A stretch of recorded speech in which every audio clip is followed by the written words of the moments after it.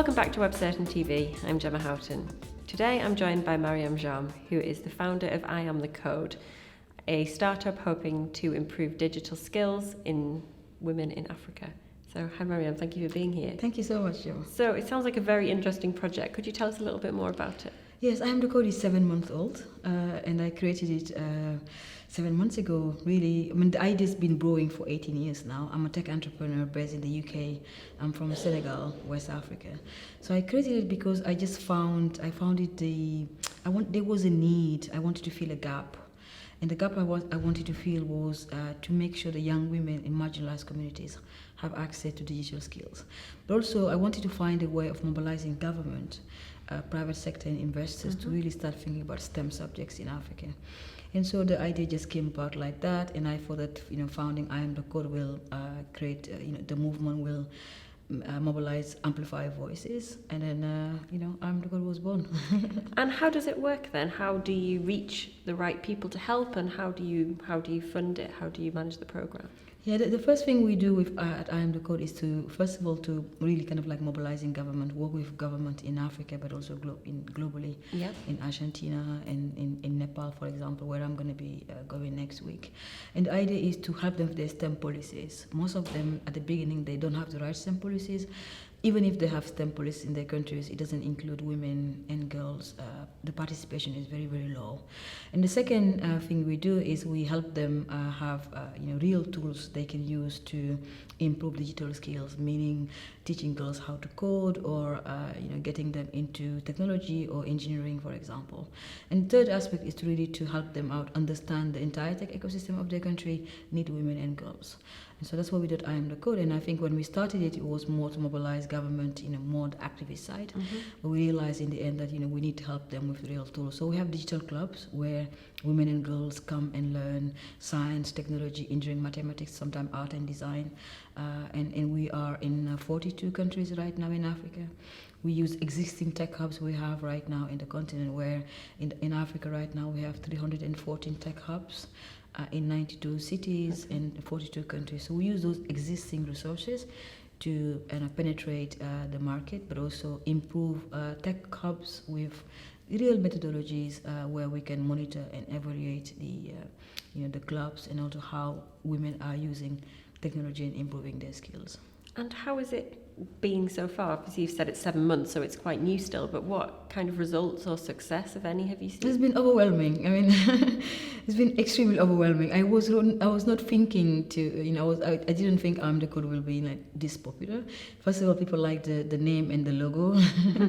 and I think the other thing is that we've been endorsed by the United Nations in September at the United Nations General Assembly, where we become the only organization right now with a clear methodology of women economic empowerment through tech. There are many organizations out there doing small coding classes and try to introduce technology for women, but I think we never had a methodology, a very simple methodology, to help a young woman, for example, in Kampala, have very basic skills, get them into our tech hubs, give them very basic skills like coding from JavaScript or C++ or CSS, which are tech languages, and then help them become digital leaders, and then ultimately they have a choice to either become the next CTOs for Google or give them a dream that they can have their own tech companies. And so that's our methodology, and at the moment we haven't seen anybody doing that like in a more kind of like that linear way and clean way. And we can demonstrate our methodology because I didn't go to school personally, and I've learned how to code 7 languages in 1 year. So I'm using what I've learned as someone who was illiterate. I didn't learn how to read and write until I was 16 years old.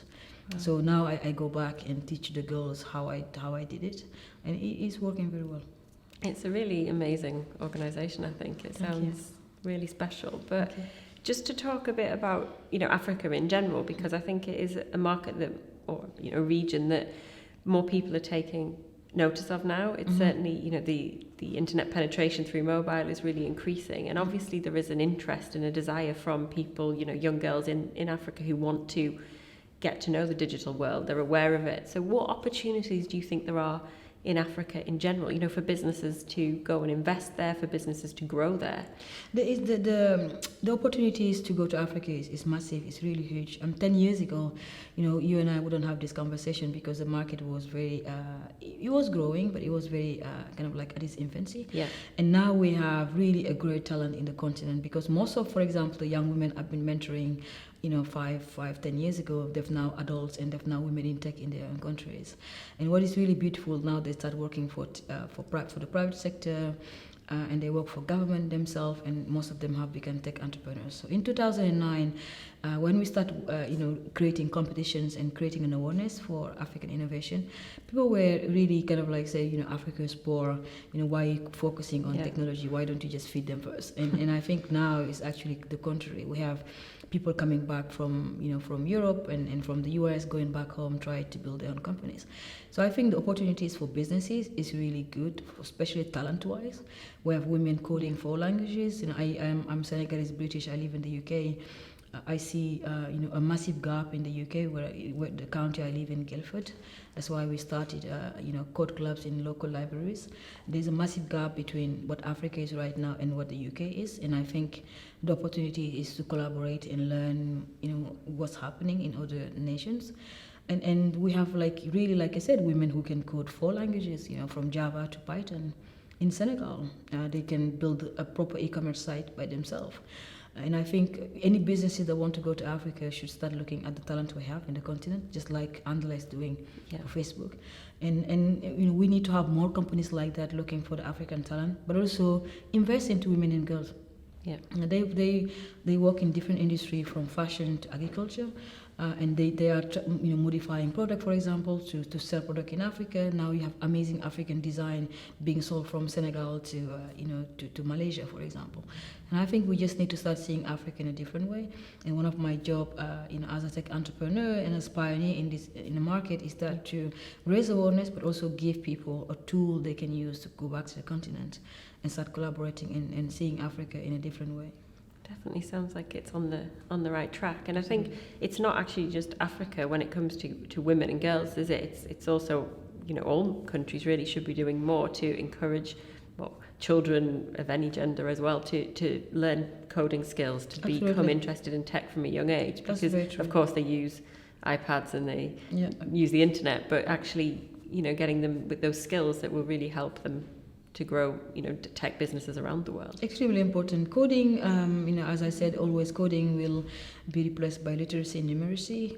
That will be the new language right now. And so if you, at 11 years old, you don't, know how to code, for example, it will be very difficult for math and science.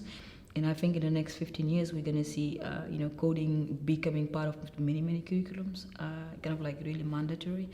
And for example, my son is 15, where he wants to do sport. He's doing his GCSEs, and so you can't just have like sport now as a job. You need to add technology. So I think one of the things I Am the Code is trying to do also is to improve and empower the future digital leaders. And for example, we need so many young women being part of the digital revolution. And it's not like it's not class system anymore or a background issue.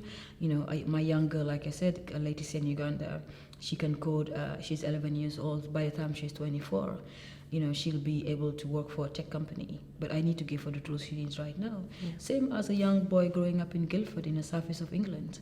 Very comfortable place and very wealthy place.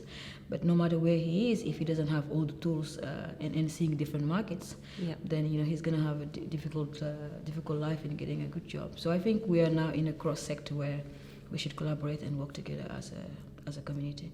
It sounds like I Am the Code is definitely doing that. So We're trying. Thank you very much for sharing that, and I hope it all continues to go well. Thank you for having me. Thank you. Thank you so much.